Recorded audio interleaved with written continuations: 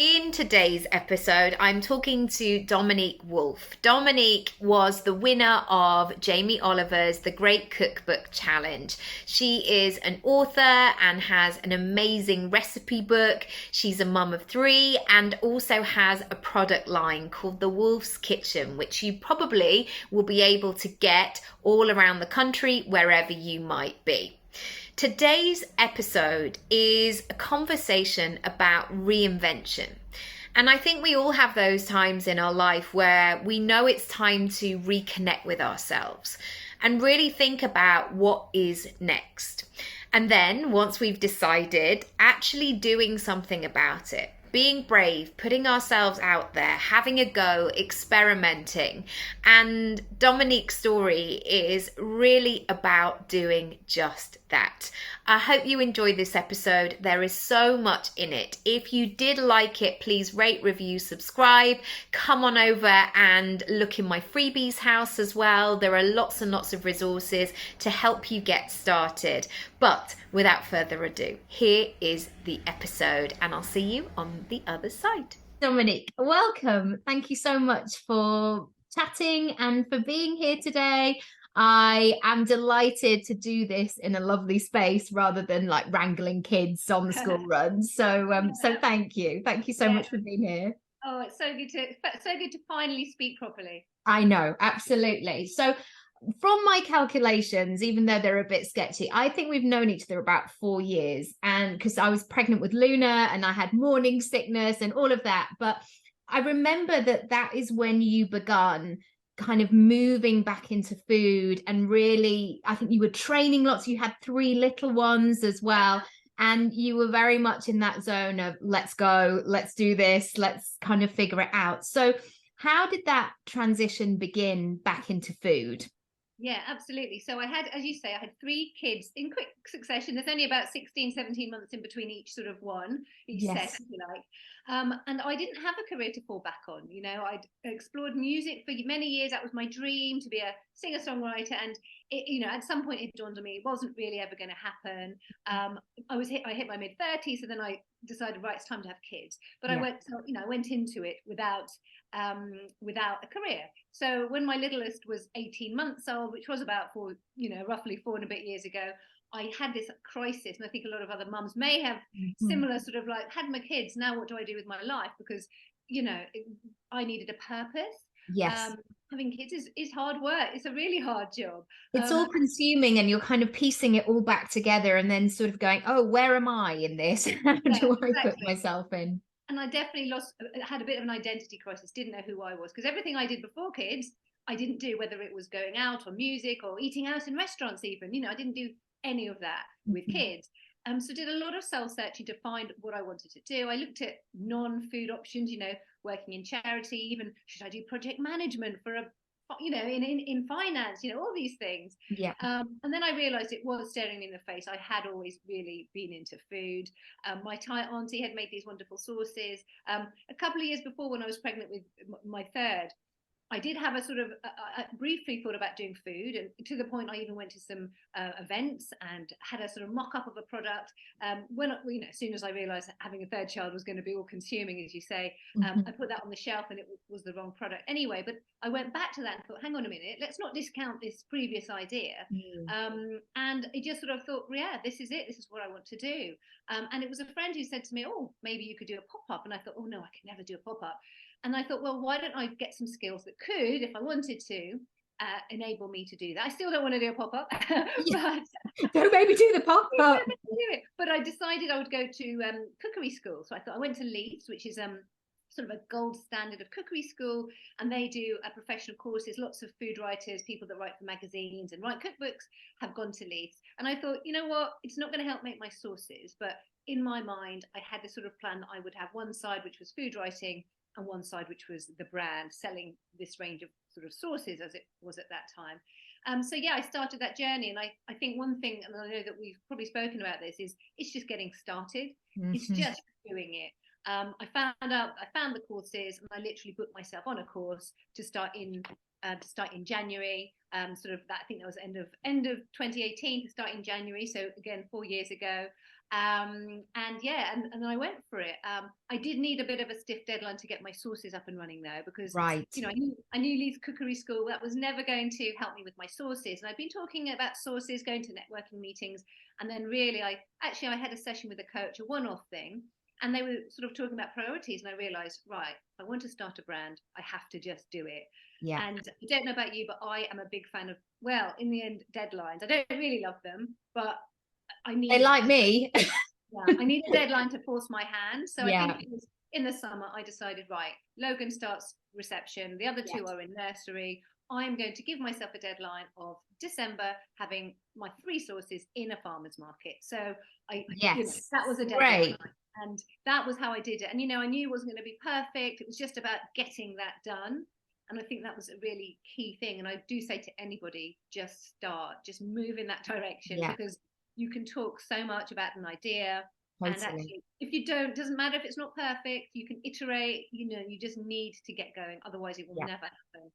And you need to deal with real life people. I think that because of the internet and because we can kind of do our laptop stuff, that you can get not fixated, but you can almost have this imaginary situation. And actually, you have to talk to people. You have to see what they do, how they taste it, what's happening, what they're going to use with it. And they sort of slightly inform the brand, because they say, oh, I made this for Sunday lunch, or I put it with salmon, or whatever it might be. So it's really useful. So Yeah. with giving yourself that deadline, when and how did you begin? What did that process look like? Yeah. Did you know how to source, as in, Yeah. did you know how to pull together the ingredients or packaging? Because I know that people would say, almost like everyone has a book in them, everybody has a product in them. Did you know anything about the logistics of how you actually bring something to life? Yeah, so this is a great question. So for me, there's a lot of research involved behind that. I didn't just make them in my kitchen. So I mentioned I'd been to this event, probably 2016, maybe before I had my youngest. So I was in the food world in some respects. So there are various, and every different sort of category of products or service, every different category will have their own whatever Yeah. the platforms are. So I knew that there was this Facebook group with over 10,000 people on it, that is run by the same people that run this very, very active community and annual event, but they did regular events, I think it was at the time before COVID, monthly meetups. So I was going to events regularly before I started. I was going to startup events, so people to meet other entrepreneurs. I was going to food events. I was going to Virgin. I think at the time were doing, I don't know whether they're still doing it, but Virgin Startup had various PR events, PR workshops, branding workshops. I mean, I went to loads of things like this. So Yes. I didn't just pluck it out of the air. I literally went to a lot of these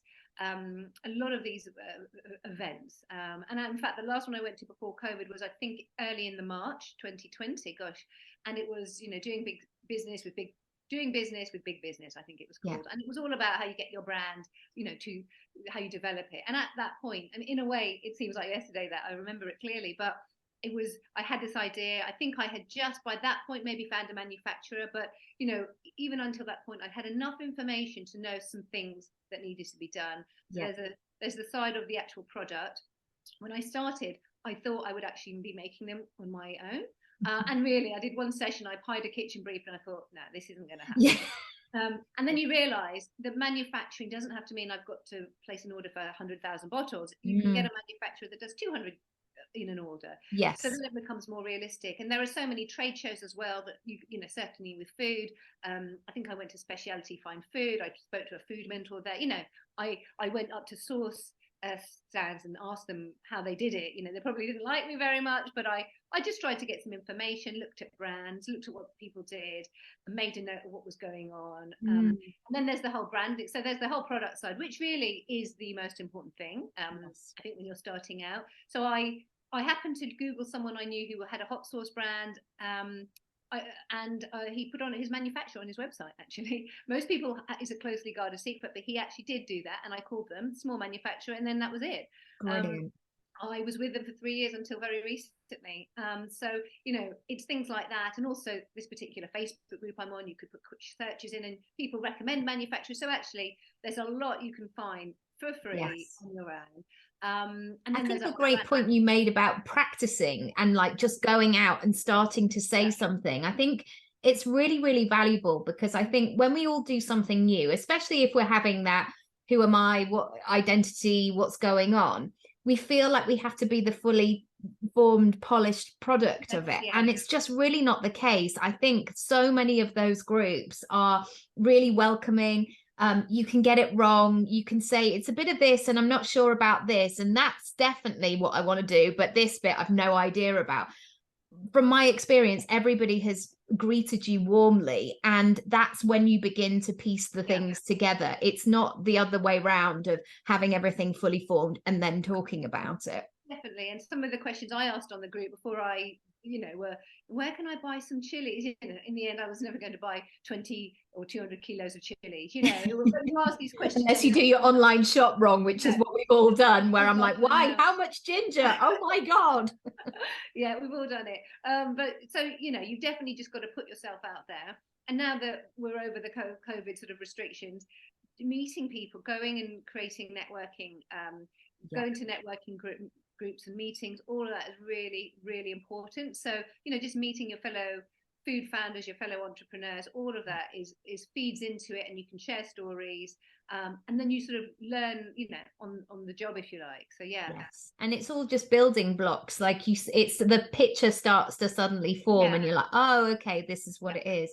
So then in terms of the branding, how did you do all of that work, I guess, of sort of approaching how these would be different in the market, and what was your process with that? Because I think behind the scenes everybody goes, hasn't this been done already, or like, what would make me different? What was your thought process there?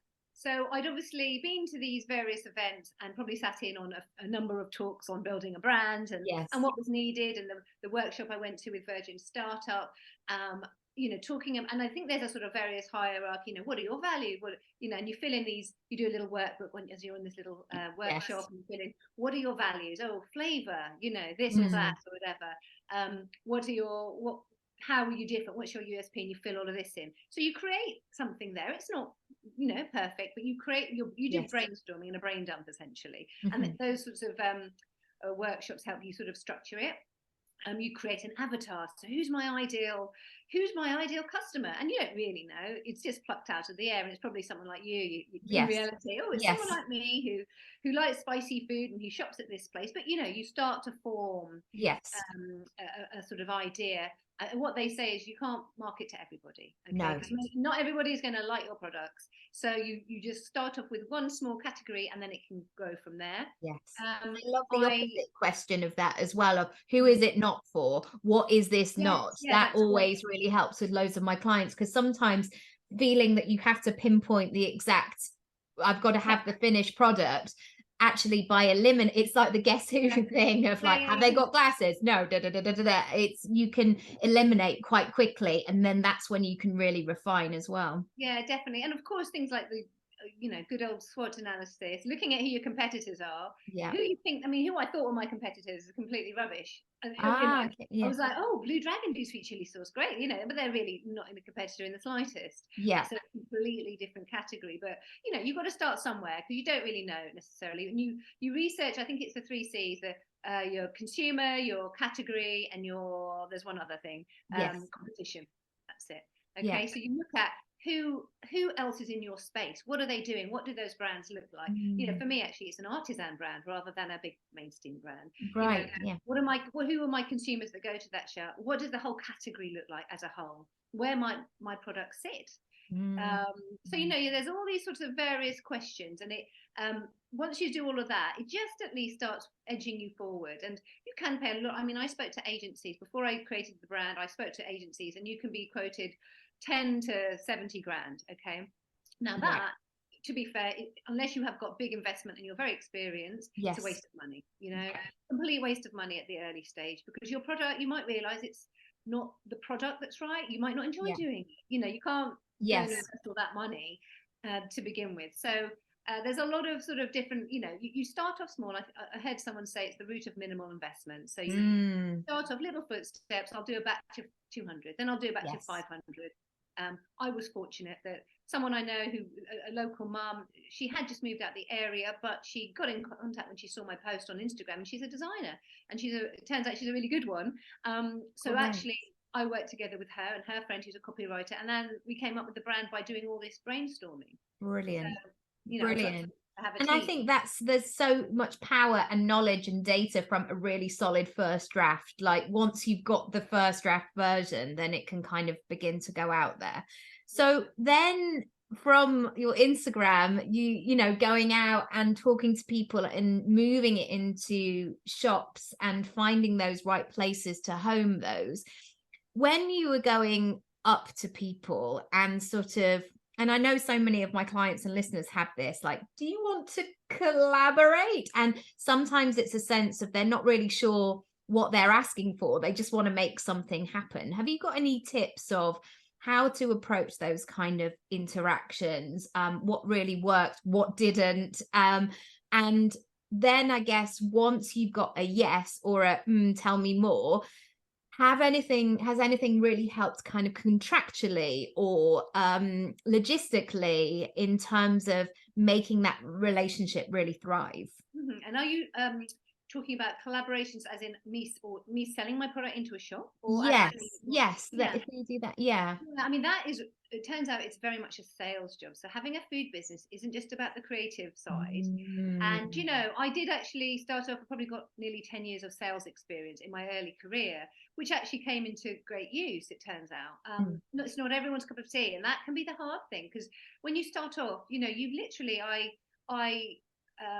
got on the phone and started calling my local delis. Now, some people favor the in-person approach. It happened to be COVID at that point, so it wasn't really suitable, and I had my kids at home.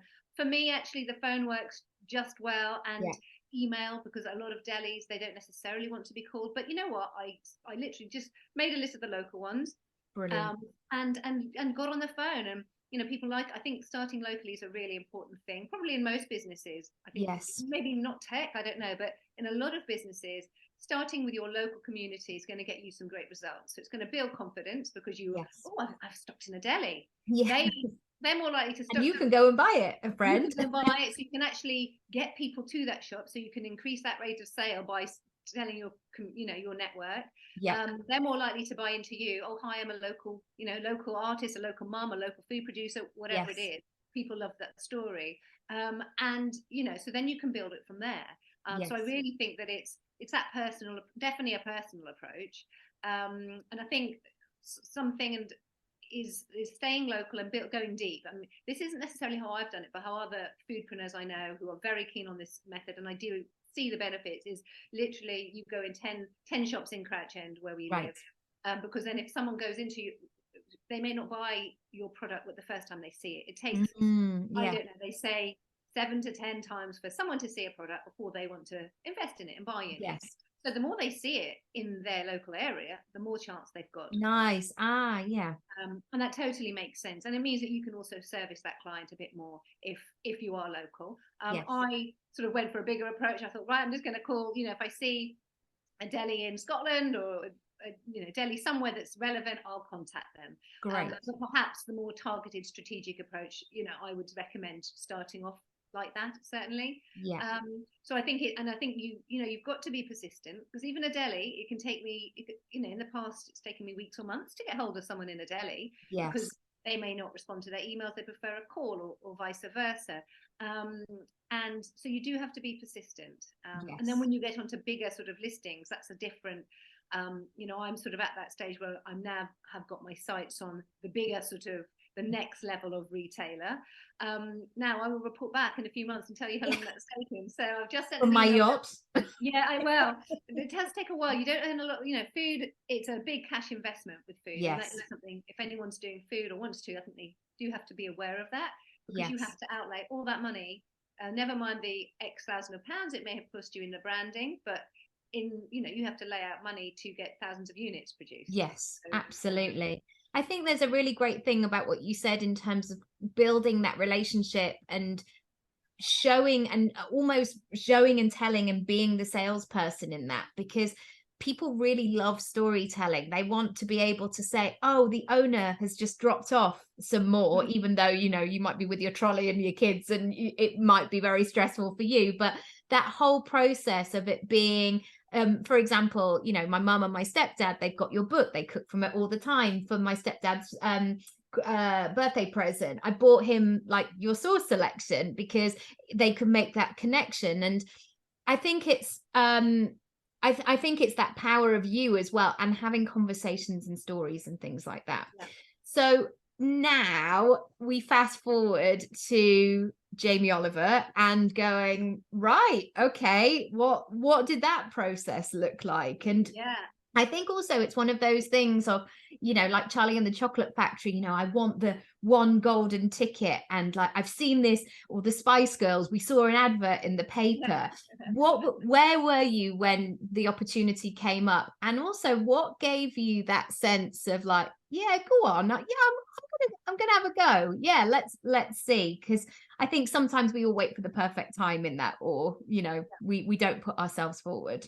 Yeah, I mean, I had always, since before I started the food brand, always wanted to be on TV cooking, because I always thought this is going to be, without a doubt, the best thing that could happen to my career, you know. So I actually had always been actively looking for an opportunity. I probably applied to MasterChef a few years ago, but because I would go to cookery school, they don't let you in unless you go to professionals. And I'm like, well, I'm not professional. Right. I'm very much a home cook who's done a professional course, but that's different. I create my own genre here. That would be great. Yeah. So I was always looking for that, and literally, you know, I got a message on Instagram saying, look, we're recruiting for this, not recruiting, but we're casting for this new program. Would you like to apply for it? And I thought, and it didn't say Jamie Oliver, it said about Cookbook, and I thought, this is perfect. It's not just about the skills, it's about a concept for a cookbook. And towards the deadline of the applications, I said, oh, I just wanted to let you know that Jamie Oliver's hosting. And I thought, oh my goodness, I better get on with this. Yeah. So that was a cookbook or two. Yeah, I mean, it was, you know, turns out he is probably my biggest food writing inspiration. I didn't really realize that, but just the really simple, down to earth approach, getting people cooking, very much in line with my sort of ethos. So I was so excited. I had my concept, you know, I did a 2-minute video, and there was lots of rounds of casting and virtual cook-alongs and things like that. And, you know, eventually found out I was on it, which was just the most amazing thing ever. And, you know, I think we're lucky because it wasn't when I say it's not as hard as going on MasterChef, because they gave you a bit more time. They were more nurturing in that sense. Yes. And it was a shorter program, so it wasn't, it wasn't over months and months. But it was obviously, at the time, it was quite nerve-wracking because you didn't really. I knew I flew through the first round. I didn't know if I would, to be honest. I've said this before, but the first dish was a tamarind honey chicken tray bake, and I thought, my God, this is brown. This looks like, why on earth am I serving this? You know, this beige dish. When there were other people serving restaurant, there were a few chefs in there, and they were serving restaurant quality food. But actually, they didn't want restaurant quality food. They wanted home cooking that could be replicated. So I knew that the first 2 rounds I'd done well at, but then it got to, they couldn't get my concept, and this is where my Woolf's Kitchen training sort of kicked in. Right. Heard one of the judges refer to it as solutions cookbook, and I thought, oh, I'd never heard that term. So then I turned it around. So the next judging thing, I said, this book is a solution. You know, this cookbook is a solution for people who love Asian food but don't know how to get started or don't have time. So I was there because, you know, when you've got a brand, you're always trying to find that solution. It's all about finding a solution to the customer's needs, their pain points. And I've always struggled with that in the Woolf's Kitchen, trying to work out, well, what is my pain point? It's a delicious sauce. How can I find that pain point? But because it's a familiar concept, I was able to use that. And one thing I did about 2 weeks before I went on the TV show was I'd entered into this competition called The Pitch, which is for startups to get the chance to pitch. I don't think you win investment, but it's in front of investors. Yes. And I thought, at the time, I just put myself forward. And I got through to the semi-finals just on my application. Wow. And it was an in-person event. First one after COVID. It was about the September or something, 2021. And that was really nerve-wracking because there's 40 people live, and that was great experience for going on the show a few weeks later. Yes. So, I wondered why I put myself out there, and that was why. So, and of course, when we watch all the TV, then we don't see all the cameras or the lights or the people kind of milling around this. And actually, taking all of that on is something to incorporate. And I love what you said about that you'd sort of done that work previously. And I think when people are starting, lots of people who listen are like, right, I want to start and I want to begin. And there's always this assumption that we're starting from zero. And so often we are not. We are bringing all these transferable skills from different walks of life or businesses or different, negotiation skills from trying to get our children to get in a car seat, etc. So, yes. So you won. How did that feel? How did that change things? And what are your next steps? What did that sort of open up for you? Well, yeah, I mean, it's incredible because it opened up a whole new side of my career, which is something I'd always wanted to do, write a cookery book. So that's amazing. And I was thrown into, I had a very short deadline to write it. So literally full on 100%, had to, neglect the business for a bit, keeping it afloat, keeping it there, but just not able to do anything on it to get that book done.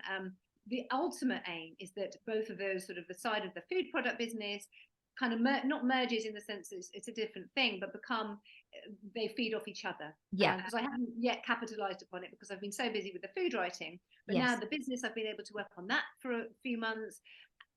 I'm doing some more writing, so that'll be exciting. Hopefully next year, some exciting news. So I think those both will hopefully, one will feed from the other and make each will be greater because of the other strands to what I'm doing. So I spent a whole summer doing food festivals on the chef's demo stage, which was great. And it just means that, now I'm officially a food writer because I have written a book. Yes. And one of my questions was around, how do you structure your day in terms of, I think when we run our own gigs or we are really kind of making things happen or bringing ideas to life, or people talking projects, don't they? I'm working on a project or I'm doing this. And there's only limited time in the week or in the day. How do you know what to put your focus on? Or do you have almost a checklist of, right, I now need to switch into this gear? Or how do you manage your week, your time, your energy in that way? Yeah, it's really hard. You know what it's like when you've got kids as well to add into the mix. So basically, the Wolf's Kitchen has been sort of almost half my day dealing with various, coming into Christmas, it was getting, oh my goodness, I'm spending half the day dealing with admin, operational issues, and not working on the project which I'm currently working on, which I've got a very, very steep deadline with.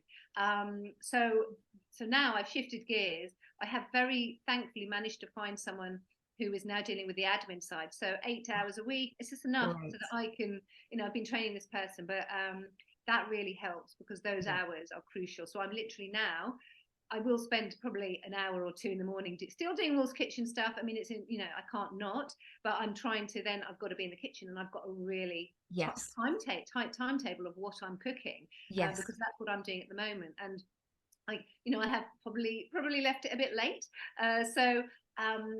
You just have to, when I'm in this zone of deadline, I literally go, right, okay, 4 recipes a day. These are the, I've got a spreadsheet even with all my recipes on it. Love a so spreadsheet. It's ridiculous because then I can look at it at a glance and go, right, this is this section, this is that section. Yes. This is what I need to work on. And I'm literally going, right, 4 a day, this is what I'm doing. And I'm working backwards going, okay, well, if my deadline's in 8 weeks, what do I need to do by this point? Yes. And it's really tough with the kids because, even though my mum collects them from school, they're still here from 3:30, 4:30. Yes. And it's really then they want my attention because I'm here in front of them. When my husband's in the loft and actually they don't go up to him all the time. But I'm in the kitchen, so it's impossible, and I think I will do this deadline. I will, because I haven't really got a choice. I will have to work in the evenings, writing things out. It's just what's going to have to be done. I'm not going to falter on this deadline and it will happen. So there's that sort of resolve.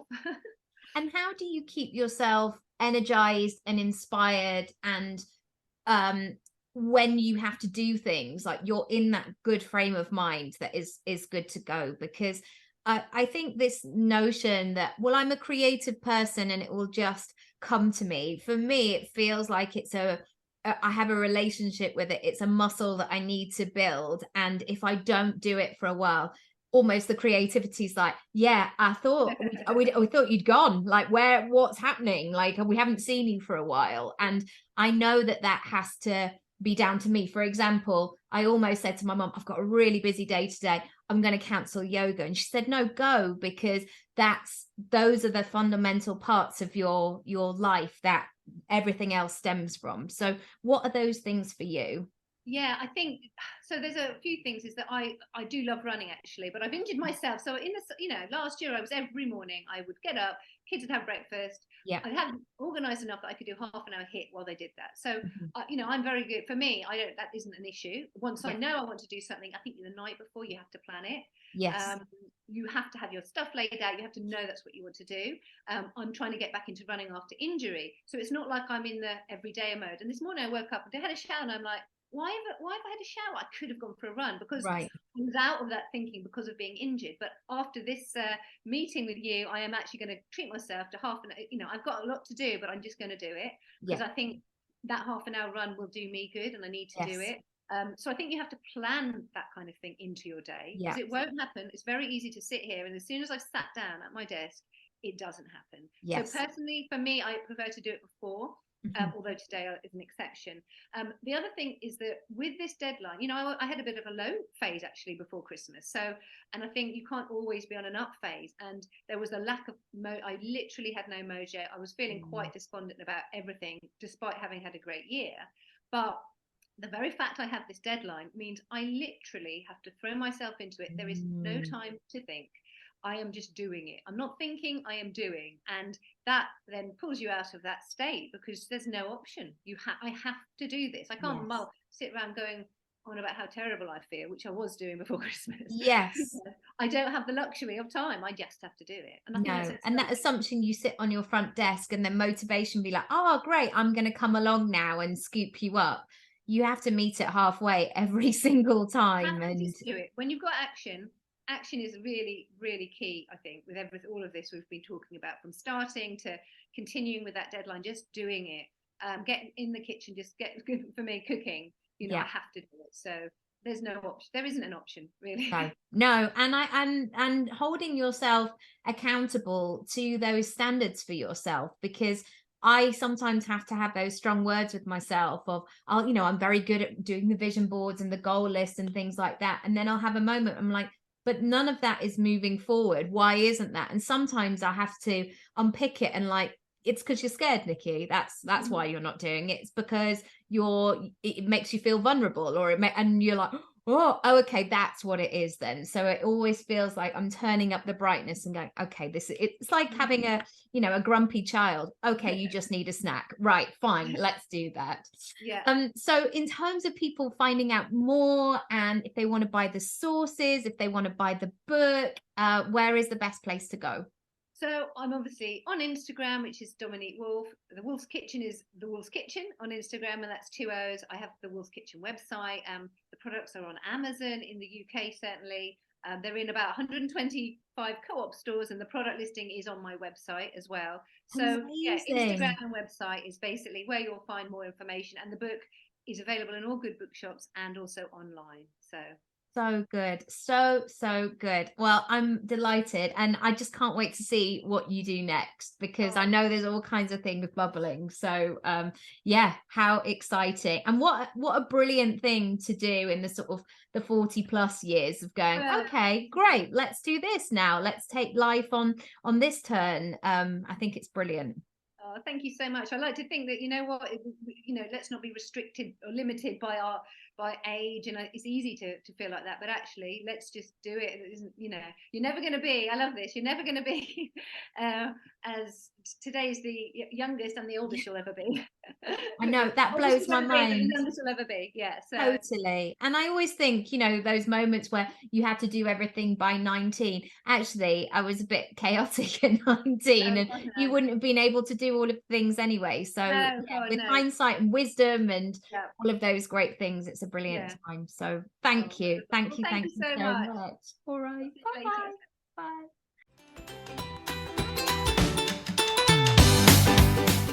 Thanks so much for listening to today's episode. If you haven't already, feel free to rate, review, and subscribe for all the brand new episodes. If you want to go deeper with my support, check out my freebies house and unlock the rooms you choose. NikkiRaby.com/freebies house.